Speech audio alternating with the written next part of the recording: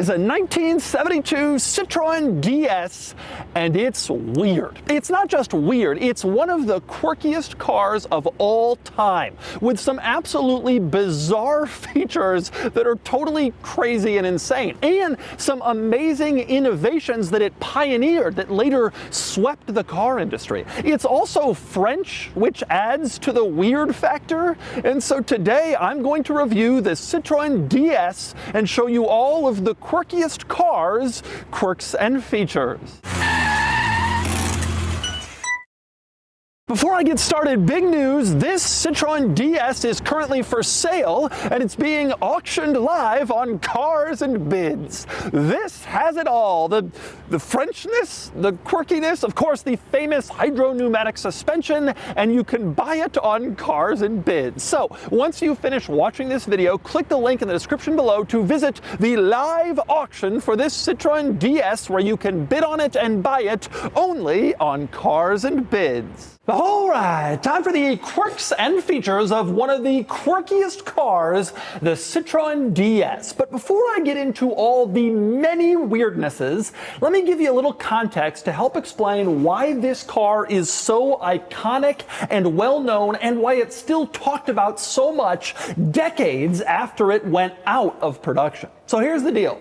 The DS came out back in 1955, and it was sold through 1975, good old 20-year production run. It was a large, sort of nearish luxury sedan. Think about a Mercedes E-Class or a BMW 5 Series, that type of car, but before those cars existed. It wasn't quite on that level of luxury. Maybe it's more of a Toyota Avalon, but that was sort of the segment it occupied back in its day. Now, in today's world, we think of French cars as weird and quirky, and they already had that reputation when the DS came out in the 1950s. But this took weird and quirky to an entirely different level than anything the French had done before. Now, the most immediately obvious quirk about the DS is the way it looks, the design, the appearance. Like so many other iconic cars, the DS was designed by an Italian, Flaminio Bertoni, surprisingly unrelated to the Bertoni design house that came later, also from Italy. Interestingly, Bertoni also designed for Citroën the 2CV, which was their other iconic car from this era, and so the two most iconic French cars of all time were actually designed by an Italian. The DS certainly has an unusual look. By today's standards, it kind of looks like just sort of a weird old car, but put into perspective, back in its era, this design would have been nuts. In the 1950s, cars still had big round surfaces and giant curved fenders. American cars had tail fins and chrome and straight lines everywhere. And then this shows up with this teardrop swept back shape that was reportedly inspired by a water droplet or possibly a fish, or maybe both. This would have been a crazy thing to see on the road in the 1950s, where you had a lot of old kind of 40s cars still on the road with a totally old school, different look. This thing moved car design forward completely by a matter of decades. And whether you love or hate the design of the DS, it was certainly a crazy thing for its time. Would have been an unbelievable head-turning spaceship look compared to all the other cars that were on the road back then. But the design wasn't the only thing that made the DS famous. This car came with an enormous amount of innovations, technical ideas, some of which became huge success stories later, adopted by dozens of other automakers, and this car was the first,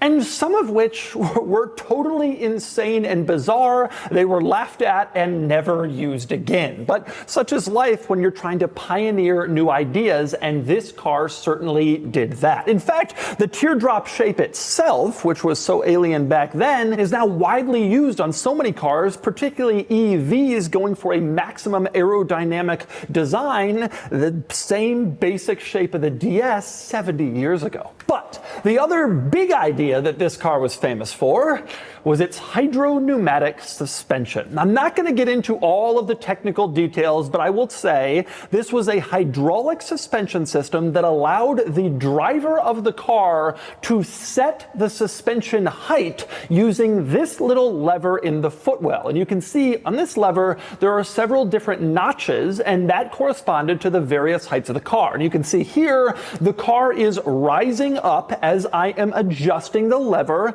and changing the ride height of the car. Now, there were several benefits of the hydropneumatic suspension. One, the most obvious, was you could raise the car all the way up, which was beneficial if you lived on country roads, dirt roads, rutted trails, which is pretty common in France in the 1950s. Raise it up and you could clear obstacles and get to your farmhouse. The suspension system also allowed the car to be self-leveling, which meant if you put a bunch of people or stuff inside the car, heavy things weighing it down, it wouldn't actually sag. The car would come back to a regular ride height to make driving easier. And then there was the comfort factor. Roads in post-war France were pretty rough, and this suspension system allowed for a lot of suspension travel and a more comfortable ride than normal suspension. And you can see when the car is fully in the up position, it's almost amazing just how much it has climbed compared to the sort of standard normal ride height. You're talking about a massive height increase, which again, pretty common today in cars with air suspension to gain more ground clearance. You can also drop the suspension basically all the way, putting the body almost on the ground. I guess you would do this if you wanted to make it easier to get inside the car so you didn't have to step in. You could lower it all the way and just sort of slide in for the elderly or if you're carrying larger or heavier items. All of this controlled with an adjustable switch in the driver's footwell. By the way, one amazing quirk about the hydropneumatic suspension, this car didn't require a jack to change a tire if you got a flat. Instead, you would just raise the suspension to its highest setting, and then there was a little stand you would stick under the car next to the affected flat tire to kind of keep it in place, and you just pull the tire off the car and then put on the new non-flat tire without using a jack at all, which is a pretty nifty trick. And of course, there's a lot more. How about the rear sunshade, which isn't a typical like mesh cloth sunshade like in most cars. Instead, it's window blinds. Venetian blinds could rise up the back of the car and provide shade to rear passengers as a sunshade. Instead of your typical sunshade, you had blinds from a living room back here. That's what they decided to do. Like I said, quirky. And of course, you can also see another major quirk in back, the turn signals, which are not mounted on the bumper like every other car. Instead, they're up on the sides of the rear window near the top, the roof line of the car, sort of at the edge of this long chrome teardrop panel that almost makes them look like rocket engine boosters. It's a very cool look and certainly a very odd one to stick the turn signals up here. And how about this panel, this aluminum panel next to the teardrop chrome housing for the turn signals? This panel is now commonly used by a lot of different vehicles. It's a design trick to make it look like the roof is floating, giving it an actual separation from the body, unpainted, to kind of make the roof seem like a totally different piece floating in the car. Nobody in the 1950s was doing this, but Citroen did, and now it's become adopted by so many other cars, and it's pretty crazy to see it here all the way back in the day. And by the way, speaking of the roof, here's another innovation. The roof in this car was made of fiberglass in order to lower the center of gravity. A usual metal roof is very heavy up at the top of the car. Fiberglass meant you had a lighter panel there, and the overall center of gravity came down. This was a pretty impressive innovation back when everyone was making cars of big, heavy steel. A fiberglass roof. And another major Citroen DS innovation, the brakes. This wasn't the very first car to have disc brakes. Other automakers had experimented with it, but the Citroen DS was the very first car to bring disc brakes to the mass market. The first real car built in any numbers with disc brakes. Think about that, because the Mercedes-Benz 300 SL, the first supercar technologically advanced, was also being made in this era, and that had drum brakes, but the Citroen DS was here with disc brakes, a real innovator. Of course, in today's world, virtually all modern cars have made the switch to disc brakes, and drums are a thing of the past, and that's another item that started here. Something, though, that didn't quite start here was the mounting location of the brakes. They're inboard. If you look very closely, you can see the brakes are actually here, sort of sharing the end engine bay with the engine itself and not actually mounted at the wheels. Some other cars use inboard brakes, but not many.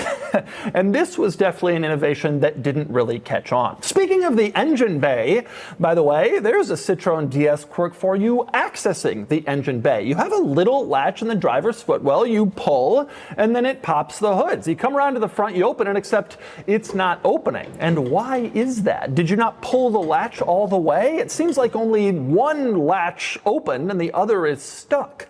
Well, that's by design, because there's another latch over on the passenger side, and to access it, you pull another tab in the passenger footwell, and then you have unlatched the hood and you can come up to the front and open the engine compartment. You got to do two latches, one on the driver's side, one on the passenger side.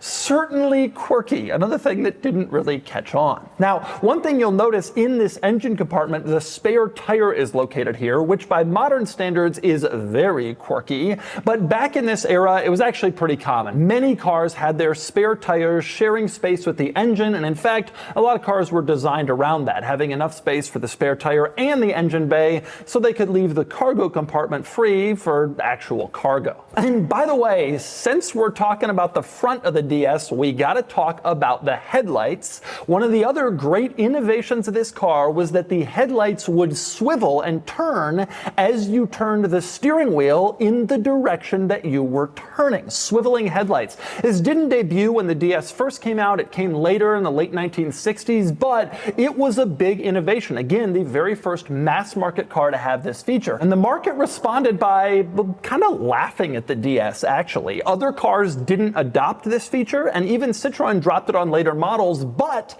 it came roaring back decades later, and these days, pretty much every luxury car has headlights that sweep as you turn the wheel to illuminate the road ahead of you. Another innovation that was pioneered here for mass market cars. Pretty impressive. But anyway, next we move inside the DS for all the quirks and features in here. There's more to discuss under the hood, but I want to get to all the really weird stuff. So we start with the door handle. Just getting inside the car. It doesn't look weird until you go to actually use it, and the latch part kind of pushes up and disappears into the door handle, and then it unlatches, you climb inside. The interior door handle is also weird, but in a cool way. It's this chrome piece here, and to open the door, you put your thumb on this sort of lever at the end, you push, and then the door opens and you just kind of keep pushing. It's actually a pretty cool and kind of quirky design. And there are many more quirky designs in here, but we gotta start with the steering wheel, which is the first and weirdest thing you notice when climbing inside. That's because it's a single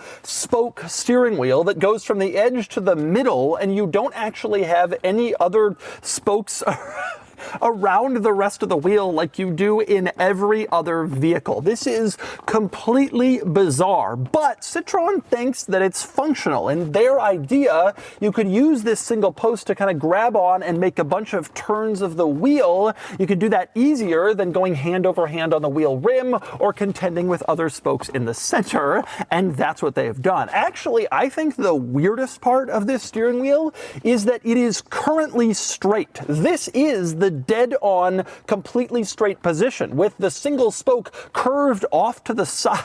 To the edge.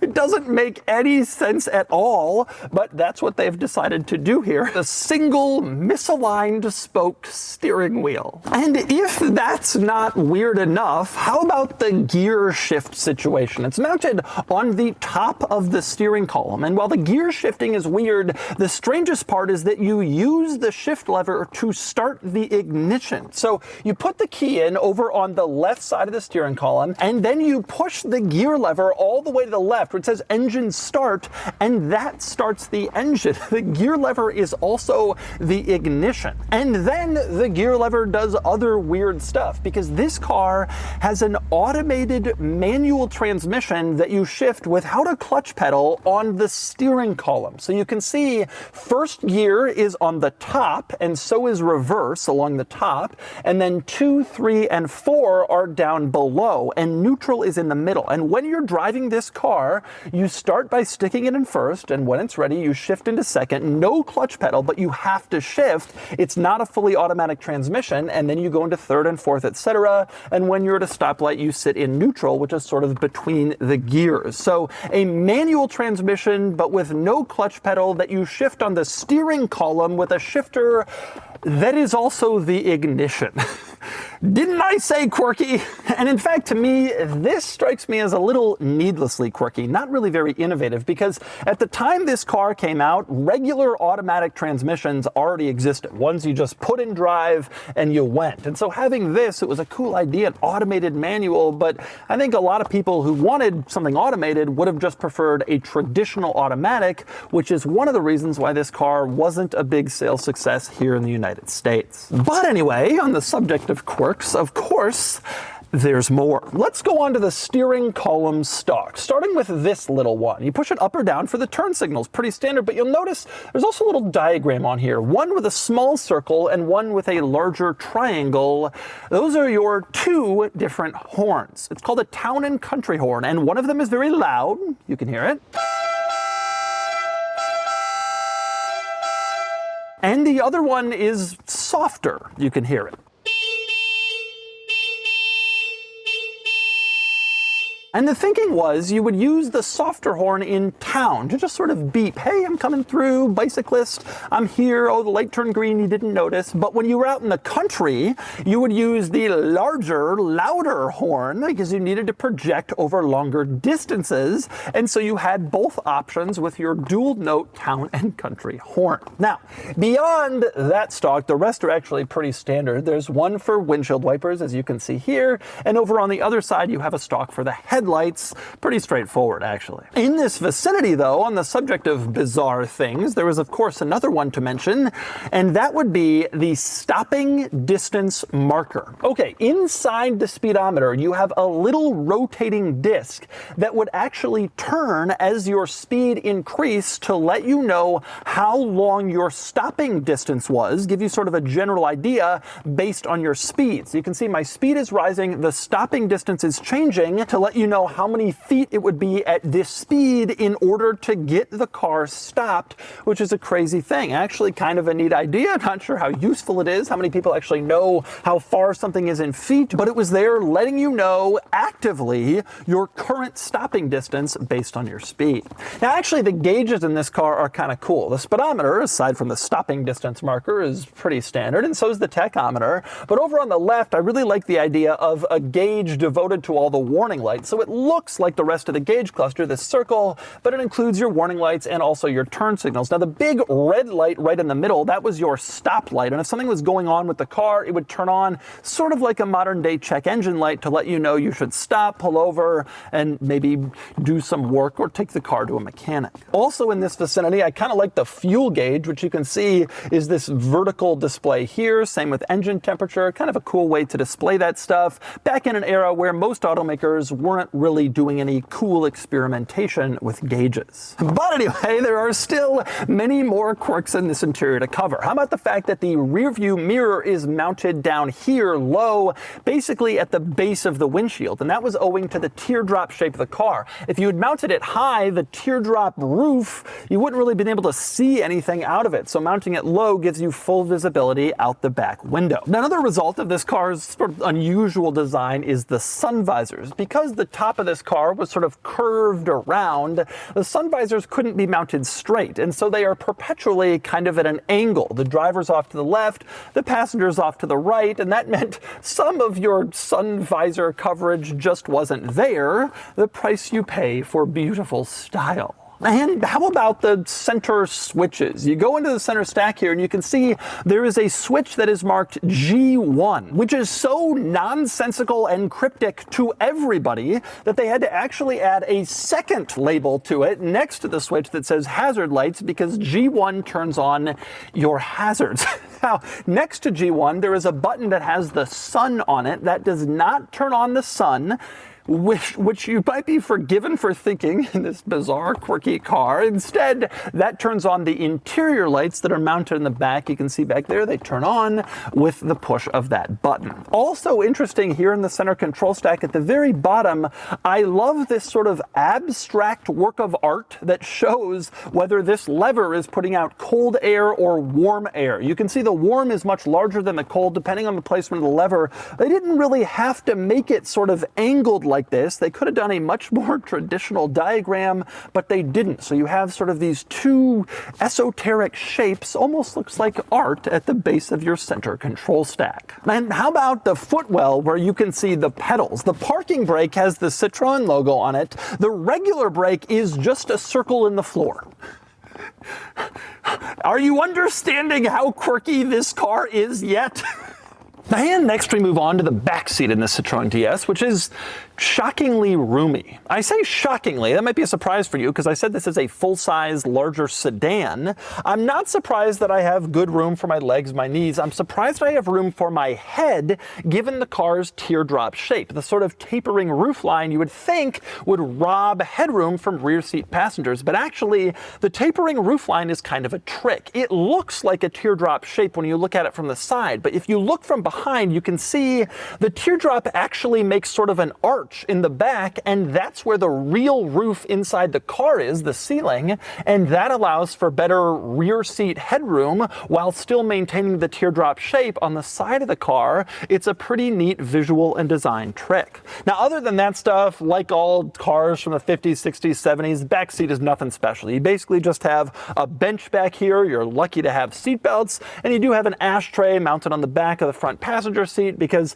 you couldn't have a car in France in this era and not have the ability to smoke cigarettes. And it was the same deal with the trunk. You open the trunk back here, lift it up, and again, just like the back seat, nothing really quirky or unusual in back. You had pretty good trunk space, wasn't anything weird or odd or surprising back here. Also true of the fuel door, which you can see mounted on the passenger side next to the trunk. You just flip it open, you put in fuel. Nothing too weird in this vicinity. Citroen decided back here they were done quirking it up and they just wanted to make something that actually made some sense and was familiar to people. Although there actually are a couple of interesting quirks, sort of smaller ones in this area. One is that you can see mounted on the rear side of the car in this silver housing is a red reflector. That was a US market requirement and still is. All US market cars on the rear side have to have red reflectors. They didn't do that in France, so for the US market they just kind of stuck these ugly silver things on to comply with that regulation. Same thing up front where it has to be an orange reflector, and you can see they've also just sort of stuck on something in order to comply with US regs to sell this car in the States. Now the other interesting quirk back here is the car's name. It seems so simple. DS is just 2 letters, but there's actually a lot more to it than that. First off, you look on the trunk and you can see this is badged as DS21. Let's start with the quirk of DS, which isn't just 2 letters, it's actually a pun. In French, DS is pronounced as déesse, which is also the French word for goddess. And so you had these 2 letters, but it was also telling you that this car was a goddess, if you really felt that way about the design. The other interesting thing is the numbers, DS21. What's exactly going on there? That referred to the engine size. The DS never really had a big engine or a lot of power. The original cars were called DS19, referring to a 1.9 liter 4-cylinder made about 75 horsepower. Later, they came with the DS21. It's actually a 2.2 liter 4-cylinder, but it was 2175 cc, so they called it the 21. And then later, there was even a DS23 with a 2.3 liter 4-cylinder, and that was it. There was never a V6 or a V8, anything like that, and they never really got powerful. This car probably had about 105 horses, which is pretty average even for its day. The most powerful DS, which would have been a 23 with fuel injection that came later, this is carbureted, but some did have injection, and that car would have had about 140 horsepower, the real muscle car of the Citroen DS world. It's also worth pointing out that the design of this car, it wasn't just this 4-door sedan. This was the vast majority of Citroen DS models, but there was also a station wagon wagon version, which I think is actually one of the ugliest cars ever manufactured, because you took this beautiful teardrop shape from the normal car and you had to make it practical, and it almost looks like a second square boxy car has climbed on top of the teardrop shaped car and really ruined the design in an effort of practicality. Interestingly, there was also a convertible. This wasn't officially made by Citroën, but instead by a coach builder in the period. It only made about 1,300 convertible DS models, and these days they are prized cars that sell for a lot of money, sort of considered the ultimate iteration of the DS. And with all that stuff in mind, we should probably talk about what happened after the DS. So this car was a huge success. They sold more than 1.3 million DS models over a 20-year lifespan, and it was sold and produced all across the globe. This was a very successful, very popular car in its day, although not particularly popular in the States. The low horsepower was due to a French taxation system that penalized high horsepower cars, and so you were incentivized to keep power low. Here in the States, we had no such taxation system. In the 50s and 60s, cars had big, old school, big block V8s that made a lot of power, and this little weird, quirky French thing just didn't make sense for a lot of people, and so not a lot of people bought them. But globally, they had a lot more of an impact. After the DS finally got to the end of the production run, Citroën replaced it with basically two cars. There was a sporty two-door replacement. It was a four-seat Grand Tourer called the SM, which included a lot of the DS's quirks, just more modernized. And then there was the sort of more common practical version, the Citroen CX, which had a similar look, but sort of brought to a more modern mid-70s, 80s design language, and it still kept some of the quirks, including the weird suspension. Amazingly, the CX went on sale until 1991. So in this large sedan segment, Citroën only had two different models from 1955 to 1991, which really gives you an idea of how advanced these cars were in terms of technology and in terms of design. They still looked fresh. But I am especially curious what it's like on the road. I have never driven a Citroen DS, so today I'm gonna get behind the wheel and find out. All right, driving the Citroen DS. One of the all-time weirdest, quirkiest, most interesting, most talked about, most iconic cars. I have never driven one of these cars until right now.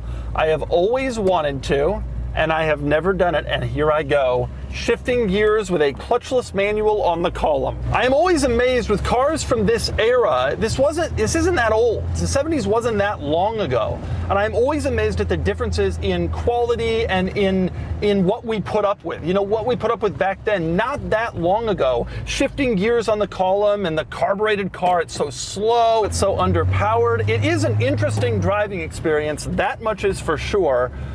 Shifting on the column and sitting here. Although to me, the most interesting part of this car is just how quirky and weird it is. The design, some of the design elements. It's less about sort of the driving experience, which is probably among the less quirky parts, although it is still very unusual, obviously, with this single post steering wheel and the hydropneumatic suspension, which, by the way, delivers as advertised. I am astonished with the suspension, just how smooth the ride is. And you know, that's interesting because that was not the primary selling point. A lot of people think the primary selling point of the ride, of the suspension, was that the ride was better, but really it was that you could raise or lower the ride height. I will say the drawback of the suspension is that it means that the car has a lot more body roll than you would probably expect if we did not have such a suspension, because there is so much give. It really soaks up the bumps, but just like in a traditional suspension, that comes with the big drawback of not cornering particularly sharp. The shifting on the column, which was fairly common in its day, is quite a clunky experience, I will say. Overall, though, the car it's pretty nice and comfortable and reasonable to use, as long as you're willing to sort of put up with this stuff from the old days. Oh, man, the column shifting, you have to really know what you're doing. I just went for neutral and got first. The car handles that kind of stuff, but it's clunky. God, it's just crazy. driving this car, the transmission, everything would be a lot easier if this car just had a normal transmission. I think a big part of the problem is that the engine starter on the gear lever, combined with neutral sort of being in the middle of first and second, but not in the middle of second, third, and fourth, it definitely requires a little bit of effort to figure out how it all works. But it drives like an older car, and actually a pretty competent one in terms of sort of the way it feels on the road, and sort of its stability and its kind of comfort, if you will. This transmission is definitely the weak point in my mind of using this car. The gear changes are supposed to be nice and easy, but in practice they're really not. And I find that the car actually stalls occasionally when you're going down to a stop and you go into neutral and it's like, oh, you have to engage a clutch. Well, there isn't a clutch. Do you French? God, what an interesting and bizarre situation this vehicle is. But again, once you get going and when you're actually moving, it actually feels pretty smooth. You just have to control for the fact that the ride is really soft and floaty, and the steering is therefore a little vague because of the suspension. You just have to be careful with all that stuff. But overall, this is an interesting car. It is a fun and weird car. And I'm thrilled that I've had the chance to drive it. I have always wanted to, and it has definitely given me a new appreciation for what crazy and quirky and weird could be. And so that's the Citroen DS. Weird? Yes. Weird and French? Yes. Weird and French and quirky and bizarre? Yes, it's all of those things. But it's also legitimately innovative, pioneering some amazing features and design details, and it's undeniably cool. And especially cool for someone who loves quirks and features. And you can buy this DS on Cars and Bids. Anyway, now it's time to give the quirkiest car a DougScore. And the DougScore is here, 42 out of 100, which puts the DS here against some sort of relevant cars, mainly some other Citroen models, plus a Rolls-Royce from this era. The DS does well, though by modern standards it loses a bit of its charm. I've never found the car quite as beautiful as so many others. Innovative, yes, but beautiful isn't the term I'd use. It's also not exactly engaging or exciting to drive. Of course, that wasn't the point, so it's fine, but it does take a hit there in the DougScore. To me, the real charm of the DS is in all of its innovations, and it certainly won me over throughout filming. By the end, I really was impressed with this weird French car and all the cool things it pioneered.